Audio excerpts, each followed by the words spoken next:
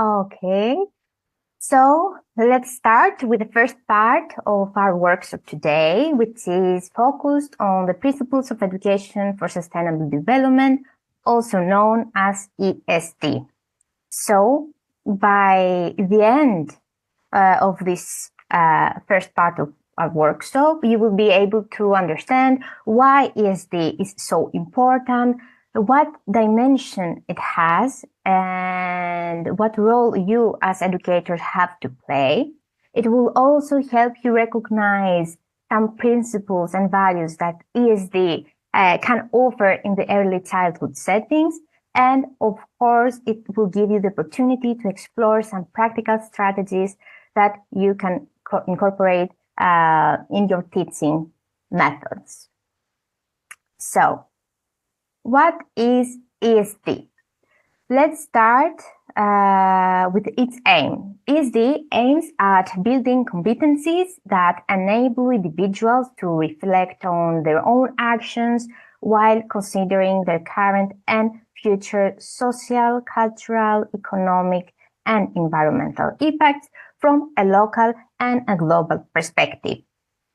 ESD actually provides individuals of all ages, and this is very important, with the knowledge, skills, values, and the ability to address global challenges such as climate change, biodiversity loss, overuse of resources, and inequality that impact the well-being of people and the planet as well. Additionally, ESD empowers individuals to act in a sustainable manner in complex situations and understand the Sustainable Development Goals and how they are connected with the individual and collective lives. Of course, more information on the SDGs will follow later in the second part of our workshop. So, moving on. You may wonder why we focus on early childhood. Research shows that early childhood development plays a vital role in shaping attitudes towards sustainability. ESD in early childhood represents a holistic relationship with the environment, including empirical, ethical, aesthetic, and social dimensions. Even though at this stage, young children do not yet possess the ability to understand, or there is not a need to understand the ecosystem in a scientific way, as well the complicated societal or political decisions concerning environmental issues. They can, however, begin to shape foundational attitudes towards environmental phenomena, responsibilities, and participation. Therefore, given its transformative potential, ESD should be integrated across all levels of formal education, from early childhood care and education to primary and secondary education, as well as at technical and vocational education and training, and in higher education. So, as a short recap of what we have said so far, you can keep that ESD emphasizes three key dimensions. The cognitive one, by enhancing critical thinking and understanding. The socio-emotional one, by cultivating interpersonal skills, empathy, and emotional intelligence. And the behavior one, by fostering positive actions and behaviors. So these are the key dimensions of ESD that we should all have in mind. Let's focus now on the principles of ESD. At this point, it is clear that educators should integrate ESD principles into teaching to nurture environmental and social awareness from a really young age. In particular, the foundation of ESD includes ideals and principles that underline sustainability, such as intergenerational equity, which ensures that resources and opportunities are available to future generations while promoting fairness for the current generations. Gender equity, which promotes equal opportunities and rights for all genders according to their respective needs. Peace and tolerance, which advocates for nonviolence, conflict resolution, and the promotion of understanding among diverse groups. And of course, poverty reduction, which aims to alleviate poverty through education and sustainable practices that empower the communities. These principles can be fostered, for example, through recycling programs, seed planting, storytelling, or even the use of comics with the really young children. But that's not it. Principles of ESD also include the environmental preservation and restoration. So this focuses on maintaining and restoring natural ecosystem and promoting that biodiversity, natural resource conservation, which encourages sustainable management and the use of natural resources. And last but not least, the social justice, which seeks to ensure that all individuals have equal rights and access to opportunities and resources. So, in order to instill these essential principles to young children, you can also use practices like visiting a local park or using images to discuss with children about these important topics.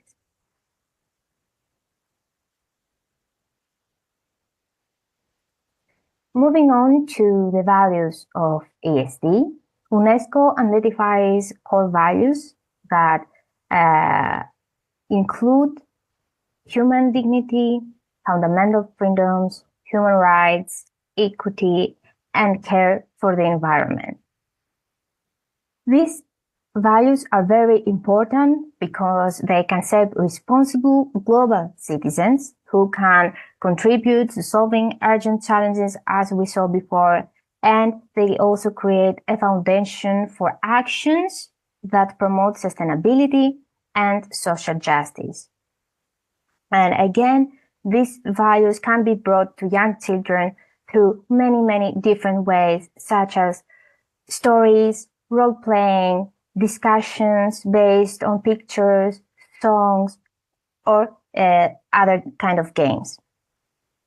It is also very important to note here that creating positive values towards other living beings and the physical environment as well depend on many different variables, such as the age, ethic, cultural, social, and political environment within the children are growing, and the opportunities of a child for participating in outdoor recreational activities.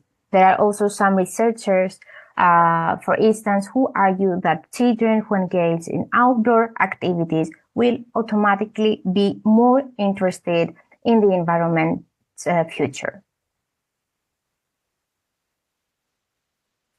Now, determining the values to include in a particular ESD program is a collaborative process, including teachers, school administrators, parents, and members of the community. It is very important to remember that personal experiences within specific places and social environments form a foundation of an individual's environmental beliefs and values. And here we can see some practical examples that can shape, for instance, positive environmental values to young children, such as encountering animals and insects, planting seedlings, harvesting crops, or organizing some cleaning up activities.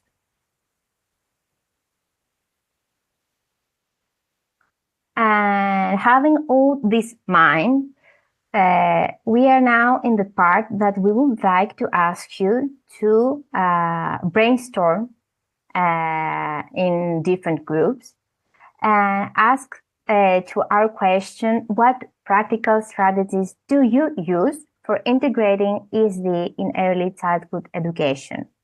It can be something that you are already doing, or it can be something that you would like to try, but you didn't have the opportunity yet. So we will have 10 minutes in each breakout room to discuss this question, share your experiences, and come back again to see what is done so far or what you would like to do in the future and what suggestions we have for you. Okay, I believe that you can all see my screen. So here are some strategies that you can use. Some already mentioned, but once again, we have, for instance, role-playing games, simulations, or even board games. There are already so many games available by the European Union and the United Nations. There is also the possibility of painting, something that children can use to express creatively how they see the world, singing, and using music as a fun way to learn about sustainability, organizing field trips, or having some gardening and planting activities. It can be something really easy, like planting seeds in the classroom, or if possible at the yard, in order for them to connect with nature. Something already mentioned, storytelling. And again, storytelling is very important and can really help young children to understand better why environment is so important, and connect with sustainable development goals as well. And we have also some suggestions that are addressed mostly to you as educators. If possible, you can try to greening spaces. If there is a yard or a playground, you can use some activities that aim to build the confidence of the children in order to have a more independent thinking. You can use the family, friends, and neighborhood of the children in the classroom in order to help them understand a little bit more the role that they play within a broader community. And last but not least, to collaborate with others on different topics. It can be something very simple, like having a workshop or an external speaker, or visiting a specific center to discuss about food and agriculture, for example, waste, repair and recycling, consumption, climate, etc. So these are some ideas, some very, very simple, practical ideas that we have for you. And at this part, we would like to remind you that early childhood development is very important when it comes to shaping attitudes towards sustainability, and educators play a very crucial role to instill the principles and values that guide children towards sustainability by promoting empathy, critical thinking, and of course, responsible action. And when you collaborate with others, you can make the process a lot easier and more engaging for the children as well.